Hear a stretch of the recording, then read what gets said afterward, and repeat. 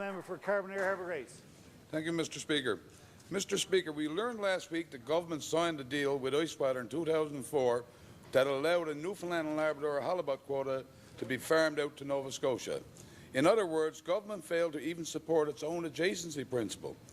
The fish quotas government repatriated in 2004 included halibut, turbot, cod, haddock, flounder and yellowtail. I asked the Minister, who is fishing the rest of these quotas, and is any of it going out of the province? The Honourable Minister of Fisheries and Aquaculture. Thank you, Mr. Speaker.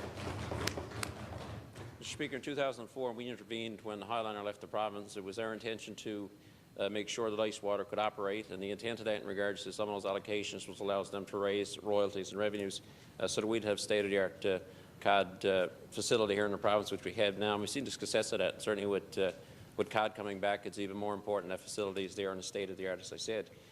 In regards to quotas being cut, some of those quotas are leased out for the royalties to return to Icewaters. Others are being cut by Icewater. The Cape Dorset, which unfortunately went down, she was fishing some of those actual quotas, but I can certainly make that information available to the honourable gentleman.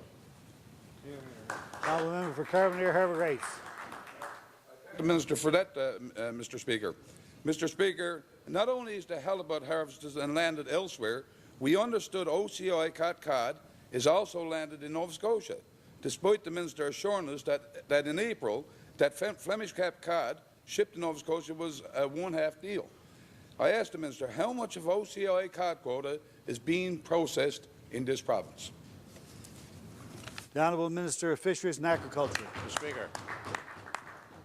Mr. Speaker, a number of quotas and allocations are held by particular companies. If the honourable gentleman, I can certainly give him a list of what's been landed here, what's been processed here. Certainly in terms of Fortune, it's a good news story.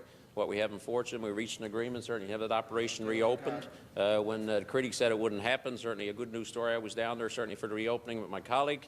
In as well, there's a hook and line vessel that OCI has leased that's landing cod in a Fortune as well and sending it in the eastern seaboard. We're starting to explore that market of fresh quality product coming to Newfoundland and Labrador to be put into the market, which is a good news story. But in regards to the numbers, I'll certainly be happy to get the numbers for the honourable gentleman.